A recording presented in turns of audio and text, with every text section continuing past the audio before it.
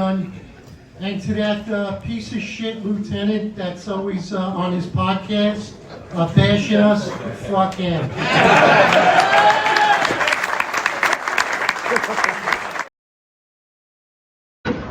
Mr. President, I just want to thank you for your service. Yeah, okay. We thank you. We know we've had our differences, and that's well done. No, we didn't have differences. You decided to run against me. It's not a difference. You never once came to a board meeting and said something different. You never stood at the microphone at the delegates meeting. But it is what it is. Irrespective, I still want to thank you for your service. Yeah, no, thanks. Whether you believe it or not, that's another question. And I will be quick. Mr. Hendry, I would like to accept you to a formal challenge on New York 1. Oh, see that? Congratulations, Patty. Congratulations, Patty. Can you go contact you?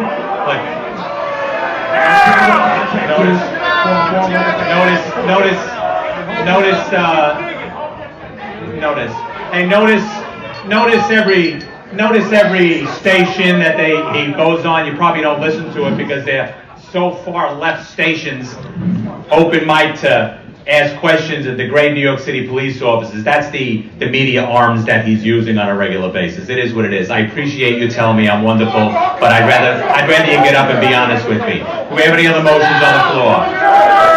We have a motion on the floor to adjourn. All those in favor? All those opposed? Ayes have it. Thank you, delegates. Salute the flag. 1, 2. Thank you, delegates. Have a safe tour.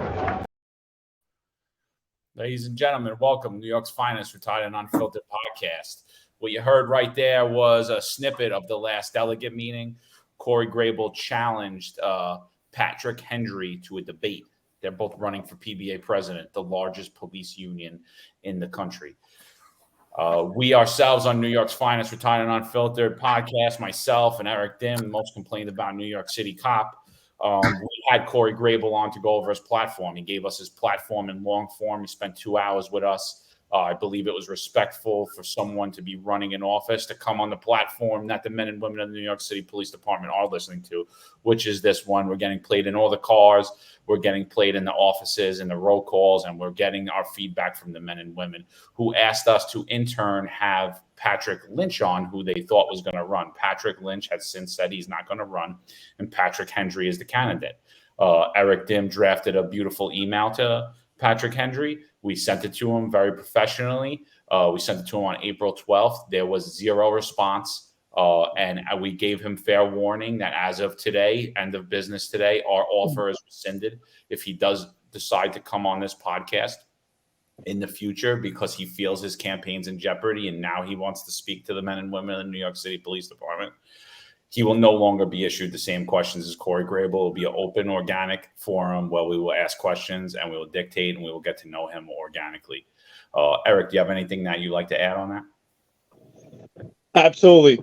So in the short time that I've gotten to know you, Corey, based from your interview and actually us talking offline, which included today, and listening to that audio, I will say this. I'm a good judge of character. I love to use my observational skills to test the demeanor of someone, to get an idea of and characterize who I'm dealing with. And what I see someone with strength, but congenial at the same time. I think that what I noticed from you is that you have an ability to take the high road, which is extremely impressive when you're in a room of hooligans that show just complete opposition. And they should actually invite you to run. They should actually be excited by it. They should promote it, and they should be motivated that yourself and Pat Hendry are both running and that you want to serve the members, and they should want to hear you out. By trying to shut someone out, I think is completely unprofessional and not giving you the respect that you deserve. I'd like to introduce you again, Corey Grable. You are running for PBA president of the New York City Police Department, a pivotal point in history. The police department has changed dynamically.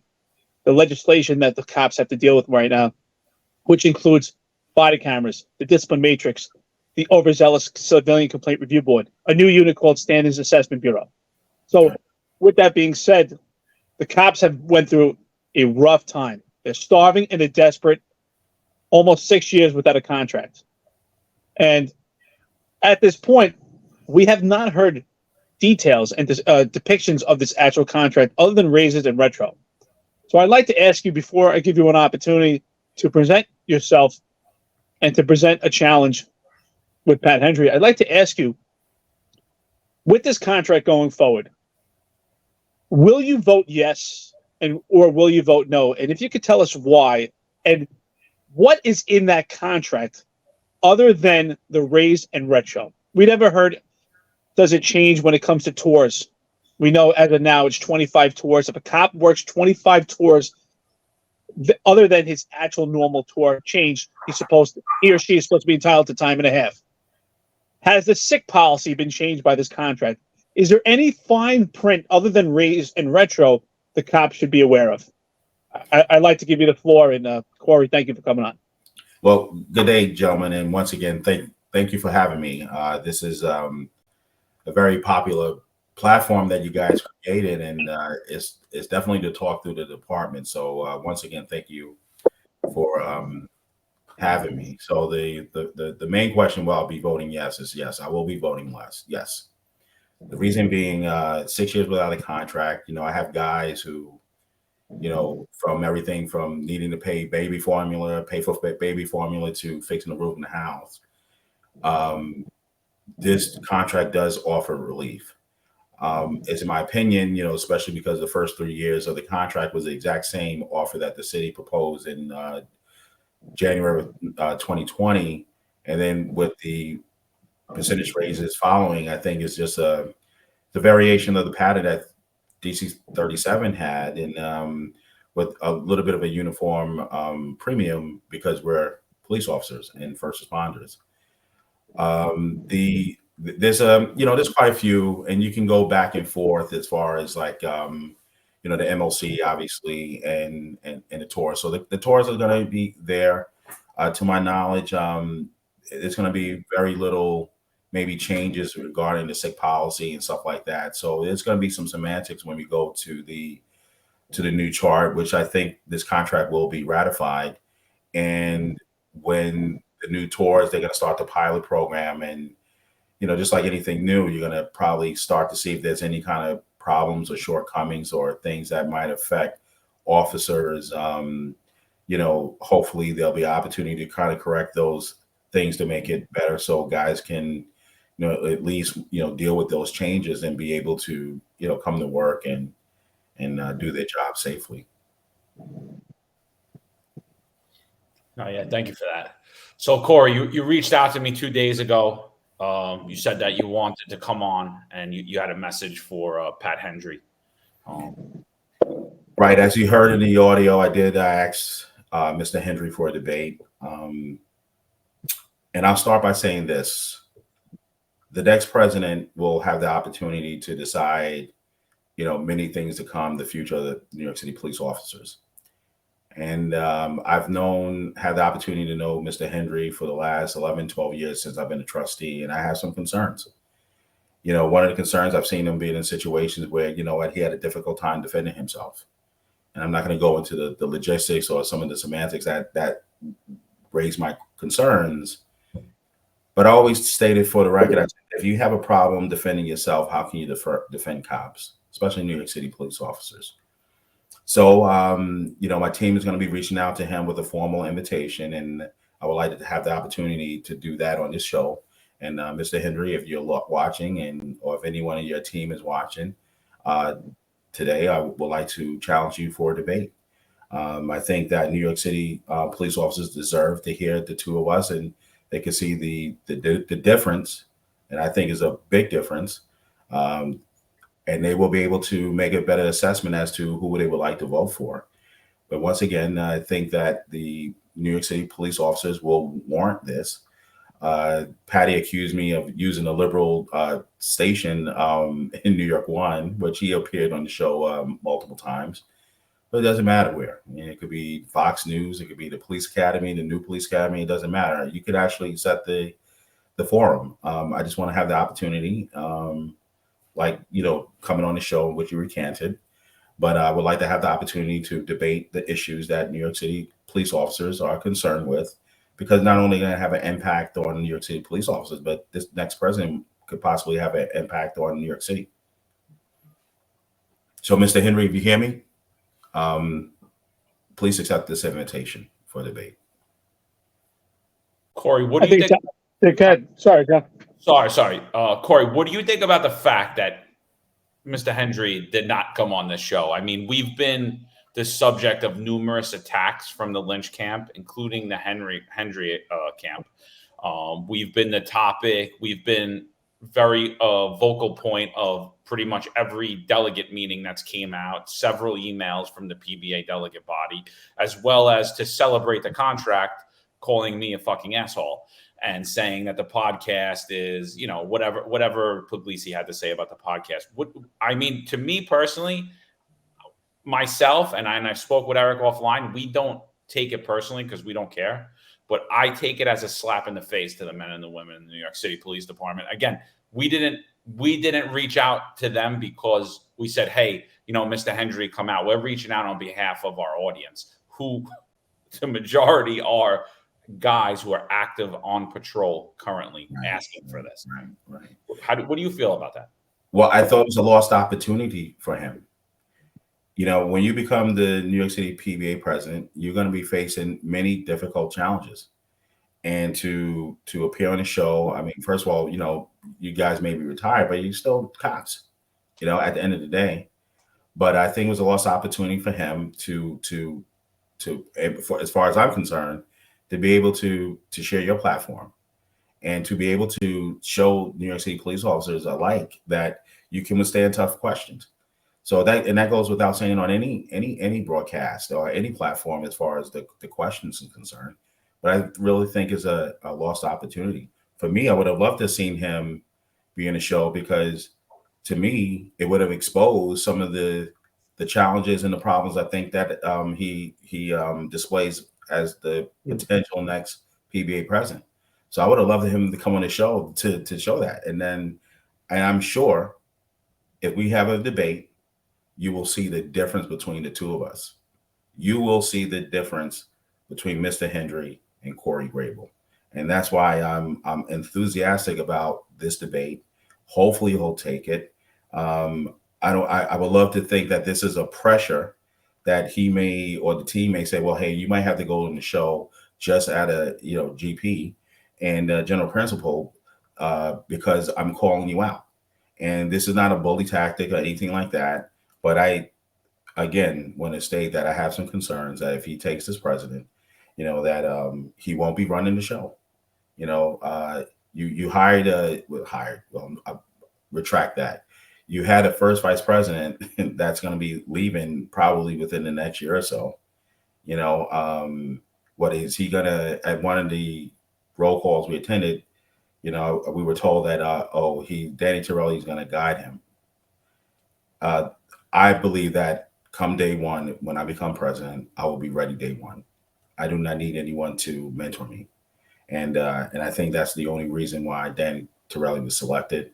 The other members of the board, when Patty decided to pack it in for the obvious reasons that he won't be able to finish the term. And I think that Danny Torelli should have stepped down too. You should not be running for president when you're going to be leaving next year. Or anyone on this board. You should not be doing that when you're about to leave soon. So come on, Mr. Hendry. Well, you know what, Corey? I'll say this. Myself personally, my name has been smeared through the newspapers for many years, numerous times. I've been in some prolific incidents. I'm used to backlash. I'm used to my name being smeared. So, frankly, I don't give a shit about anything the PBA says about me or John. It just motivates us to continue doing this even more. Right. We have very thick skin. John and I are attacked on a daily basis, 24 hours a day. We get death threats, all kinds of crazy stuff. So we're used to it. Right. Those kind of qualities, I'm not trying to brag, that's what I expect from a potential PBA president. And the impression that I'm getting now, I don't know Pat Hendry from a hole in the wall. I only know what I hear. And from what I've heard so far, I don't know much. I hear he's a nice guy, things like that. But there's plenty of nice guys on the job. That's not exactly what cuts the mustard to actually take over and take leadership of a 20,000 member union, or even more, including retired members. So I think that there's only two possibilities of why Pat Hendry did not come on this podcast. And either one is a disservice to the police officers serving and the retired members who need someone to speak out to give their platform. And he's either meek, which means he's timid to come on this podcast and give his framework for the members that he's going to serve if elected. And the other possibility would be that, frankly, he doesn't give a shit, and the message to the members: I don't have to speak out and give my framework. I just truck precinct to precinct, roll call to roll call, and hand out bottle openers and challenge coins, and that will just give you a sweet little taste, and you'll vote for me and you'll vote for my team because that's who's been in place anyway. I think it's a complete disrespect to the members if he does not come on this podcast and have a debate with you. Right. Even if he, at this point, running for PBA president, maybe he's not the best speaker. Maybe he's nervous. But this is an opportunity to just try. That's all you have to do is try and take the opportunity to present to the members how will you serve them best. And that's one thing I am surprised that you asked for to challenge him on New York One. I think this is the best place to challenge him because you have an opportunity to do it in long form. A debate or an interview, New York One or Fox or any of these news media channels are never going to give that opportunity to you guys. And we're willing to give that opportunity 2 hours, 3. We don't care what it would take. If it took a week, we just want what's best for the members. And that's the part that is ironic, and I believe it's a paradox in this whole thing. John and I are both retired. We could shut our phones off, and we could just sail into the ocean and forget about the job. But we care because John doesn't want the next person to be him, to be forced out because some vaccine, or who knows, 2 to 3 years from now, it could be something else where people box into a position and they have to leave to stand on moral principle. And I sure as hell, I don't want anyone to become me for doing intrusive police work, doing good work, and to have your name smeared and have these lefty, crazy liberals think that you're some monster or maniac. So that's what we're fighting for. We're fighting for catalyst and change. I want to thank you for coming on here. What could you tell us right now, besides leadership? What's your key talking points that you're going to fight for the modern era cop that differentiates from Pat Hendry at this point? Well, I think that from the very first thing, you're going to see a difference in leadership. You know, since I started and made the formal announcement, and even a little before the formal announcement, you know, I've been attacked by some of my own peers and colleagues. I think that I've been able to show that some of the attacks and, you know, some of the controversies that you guys may be familiar with from the different audios, that I can withstand some tough times. You know, I too have, you know, received certain phone calls that is that I wouldn't want. You know, phone calls to the missus and things of that sort. And, you know, they tell me it's politics. I get it. But more importantly, I've been in the belly of the beast. I've been in the fire, you know, in the middle of those delegate floors where some of the guys who've controlled some of the most difficult, challenging precincts in the world, not only just in the city, you know, I've been able to show them that, you know what, I can still hold my head up based on principles. And I stood by. But going into a little bit about the platform, one of the things I am looking to do is to create a dynamic where we have to eventually start transitioning this PBA organization to the next generation of police officers. The tier 3 guy, you know, now I've been accused of trying to divide the department, or at least the PBA, between tier 2 and tier 3. That's difficult to do when almost 90% of the membership is tier 3. But we have to create an idea and a culture of transparency where guys who are going to eventually take over this union will know how the union actually operates. You know, we need to be able to show these guys how this stuff works. You know, the volume of money and and all the things that we're responsible for. You know, many of the things that we take for granted. You know, I don't want that to erode away. You know, you constantly have a city and you have individuals in the city and there's an entity and a force that want to, you know, take some of the benefits away from New York City police officers that we we work very hard to gain over the years. So my platform is simple. I want to make the quality of life for New York City police officers better. The city needs it.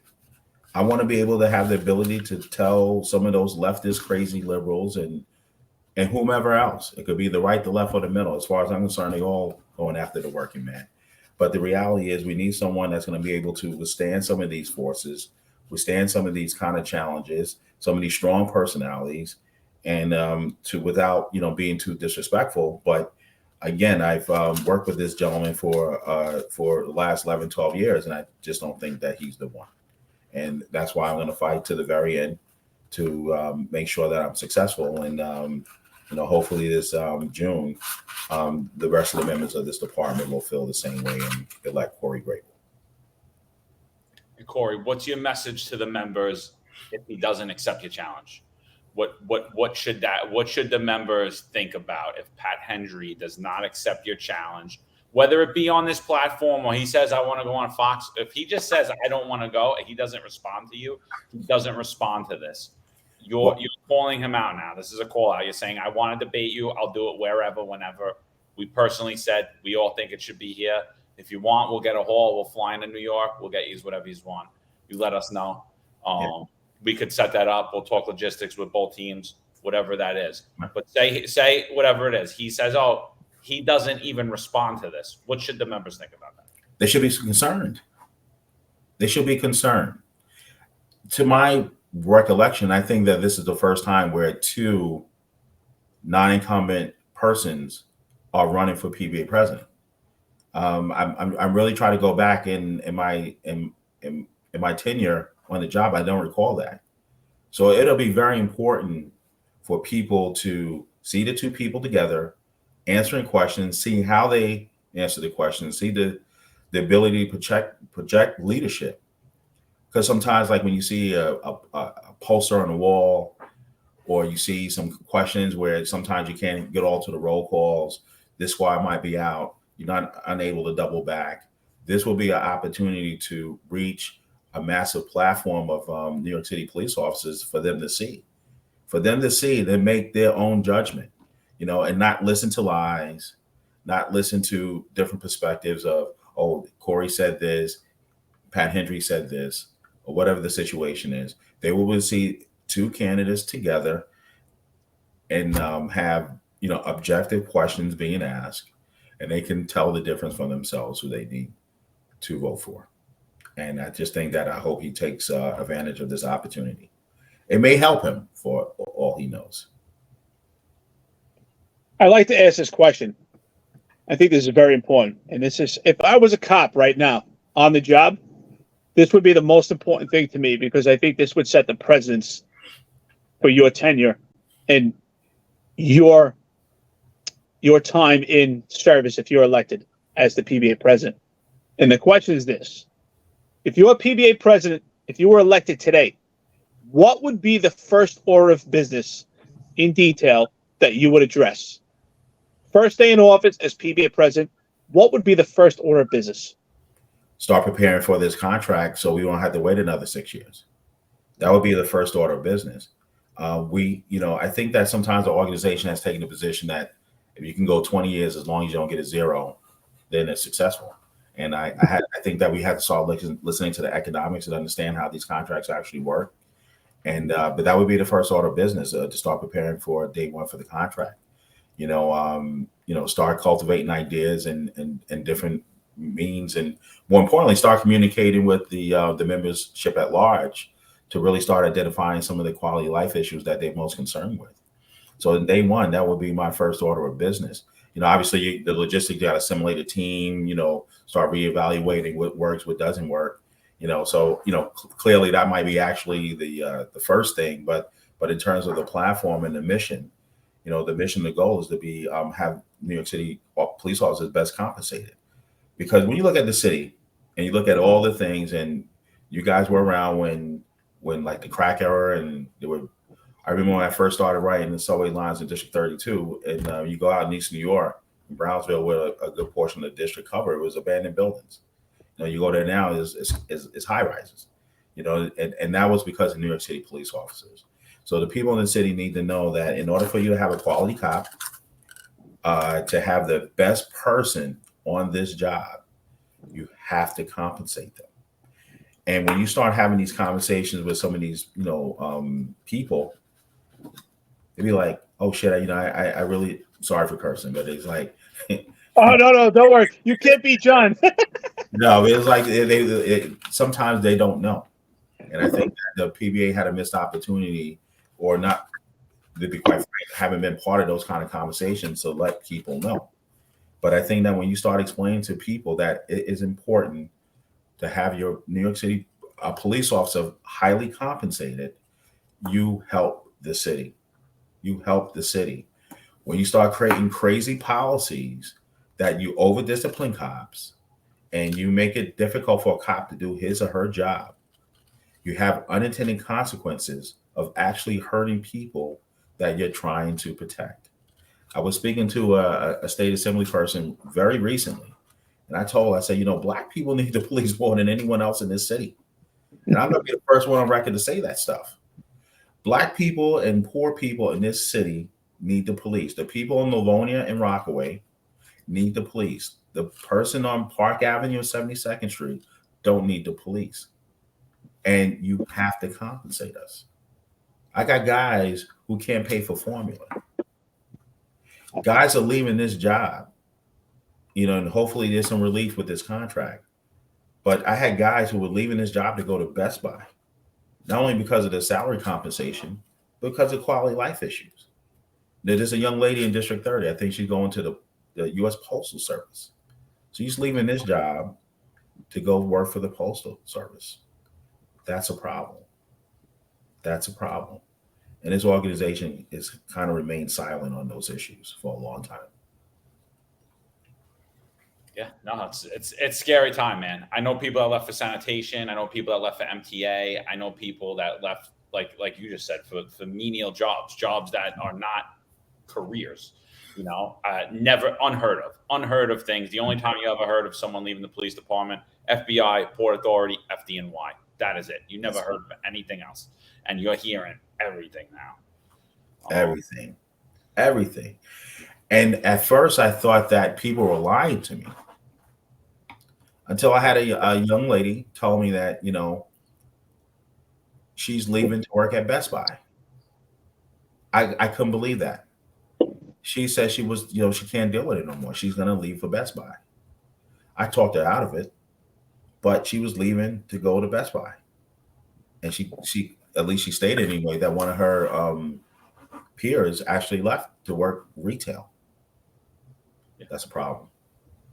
That's a problem. Crazy. Pat Hendry won't be able to address those problems. Corey, do you want to leave us with anything before we sign off? I mean, this is going to be just a call out. You came on here already. You expressed yourself for 2 hours. I don't think we need to I don't think we need to go through. That's true. No, listen. Again, I hope Mr. Hendry accept this invitation. But more importantly, I just want to take this opportunity to not only thank you all for having me on the show, but I want to thank the cops and the police officers of this great department. As we've been going to the roll calls, and there's definitely an energy, and the idea that I'm able to get my message across and guys are listening, I just want to say that humbly I appreciate that. This journey and this experience is bigger than me, and they have the opportunity to lead the greatest police department in terms of at least the union anyway. Man, this is an experience that I will always treasure, and I look forward to becoming the next PBA president. And again, I just want to take this opportunity to thank all of you. Corey, it's been a pleasure meeting you and conversating with you during the interview and offline, and talking to you now as well. I wish you the best of luck, and I do hope for the members. Like I said, I don't know Pat Hendry at all, but I do hope for the members that he comes on and you have a professional debate, and you both have an opportunity to give your framework and address the problematic issues. I think it's a step in the right direction that the contract is here, it's a breath of fresh air because these guys are starving, desperation. But I am a firm believer that when the money runs out on this retro and that the raise does not keep up with inflation, I do think that we're back to square one and these problematic issues are not going away. I think it's like an alcoholic that goes out and has a couple of drinks and kind of soothes himself or herself for a couple of hours, and then they wake up and they sober up and they're back to the same problematic issues. And I believe that's where we are. They're going to have some money in their pockets. It's going to be a breath of fresh air. But after that, again, they still have an overzealous civilian complaint review board that deters them from doing intrusive police work. And it's a problem because most of the cops, unless they're Richard Shea, or they get into a shooting and something prolific puts them on the map, they have to do intrusive police work to make arrests so that they have a prolific career that they can move up and go to the detective squad. And if they choose that route, most likely their records will get peppered up and the Civilian Complaint Review Board will target them and they will not make it there anyway and they'll be put on the shelf. And then with that being said, is a weaponized disciplinary matrix that is a scary document that is utilized to be punitive. And termination is now on the table, unlike Corey, when you got on the job and John and I got on the job. It's not something that we thought about termination. I mean, I'm sure you remember you were told by the veteran cops, dude, you got to do something crazy to get. I mean, you basically got to go out and shoot people in the middle of Times Square during the day to get fired. But that's not the case anymore. And the internal pressures that the cops now have is leading to their mental health. I mean, we have a commanding officer of the 2A precinct, which is probably one of the most prolific precincts in the entire city, who's taking pictures with Alvin Bragg saying, thank you for your support. The betrayal that's going on, the civil lining within the department right now is scary. And John and I are not afraid to address these issues. That's why we're getting a lot of haters, because we're saying things that people are thinking, but they're afraid to say. It's best to pretend that the truth is not real. And that's one thing I want to commend you, Corey. Honestly, John and I, we're going to be honest, we're not endorsing anyone, but we are endorsing the issues. But I will say this, you showed great bravery and courage for coming on the podcast and speaking out. And hearing you taking the high road in these audios is very professional and shows great strength. I believe that being kind, it actually shows more strength than bursting out and screaming and yelling. I think that shows by far more strength. And I don't think you're weak for being quiet. That's my assessment. I actually believe it shows strength. And I want to thank you for that, for staying professional. Well, listen, I came close a couple times. I'm not gonna lie, I came close a couple times. You did. I came close, but I didn't. Sometimes you got to kind of use your better judgment when you're faced with these kind of situations. So, yeah. One more thing: are you handing out bottle openers and challenge coins too? No. I always question when you started, kind of getting guys drunk. You know what I'm saying? I'm handing out pens, actually, and the pens are for overtime slips and not summonses. Yeah, but listen, Corey, I thank you for coming on. Guys, I thank you for listening. I just want to end with Pat Hendry is going to roll calls for 5 minutes before you go out on patrol. That is not enough time to hear someone's platform. That is not enough time to know someone. Like I said, it's very easy to sit up at a podium, yell at someone for 2 minutes and walk off and be gone. He's putting out all these great posts. None of them you hear him speaking. I don't know Pat Hendry. You guys don't know him either. Corey Grable's showing a lot of bravery coming on this show, not once but twice. I gotta say, especially the fact that we're the upper echelon and the union's most hated, but the men and women are listening. So it is. So but we need strong people. We need people that are unafraid. Somebody that's afraid to debate. Somebody that's afraid to come on a podcast when you know the questions ahead of time before at an advantage because you had your opponent come on prior to you. I question, man. 2020 changed a lot for the NYPD. 2018 and with the legislation that came down, and then 2020 with COVID changed a lot for this job. We need strong people. We don't need weak, timid leaders. We don't need people that are afraid to say what needs to be said. I don't even know what Pat Hendry is saying, and neither do you. And I just want to leave with that. Corey, I thank you for coming on. Thank you once again. Appreciate it. All right, guys. New York's Finest, Retired Unfiltered podcast. We'll be right back at you. Yeah, God bless.